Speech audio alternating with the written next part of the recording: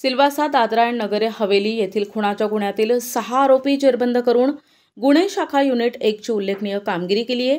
18 जूनला गुन्हे शाखा युनिट 1 चे सहाय्यक पोलीस निरीक्षक हिरामण भोये, रमेश कोळी, योगीराज गायकवाड, विशाल काठे, रोहिदास लिलके, धनंजय शिंदे, मिलिंद सिंग परदेशी, मुक्तार शेख, अमोल कोष्टी, किरण शिरसाट आदी शासकीय वाहनानं गुन्हे प्रतिबंध गस्त करत असताना डोंगरे वसतिगृह मैदानाच्या समोर महाजन गार्डनच्या गेटच्या जवळ रोडवर गंगापूर नाका नाशिक येथे एर्टिगा कार ही संशयितरित्या फिरत असताना दिसून आल्यानं त्यांनी सदर कार थांबवून सदर कारमध्ये सुमारे 6 जण दिसून आले।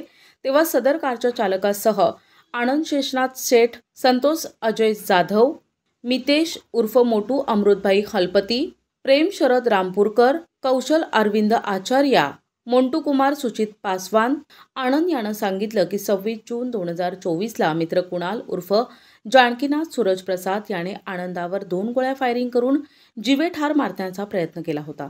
त्यातून मी वाचलो होतो।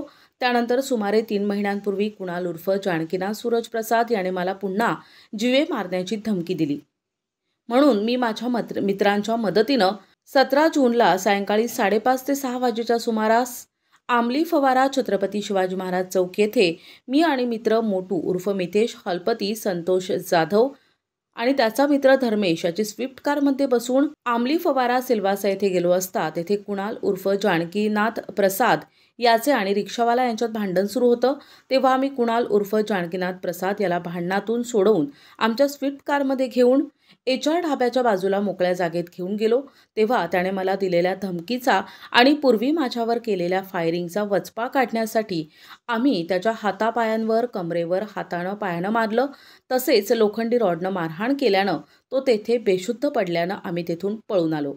सहाय्यक पोलीस निरीक्षक हिरामण भोये यांनी लागलीच सदर प्रकरणी सिल्वासा पोलीस ठाण्यात फोन करून चौकशी केली असता सिल्वासा पोलीस ठाण्यात गुन्हा दाखल आहे। सर्व संशयितांना सिल्वासा पोलिसांच्या ताब्यात देण्यात आले।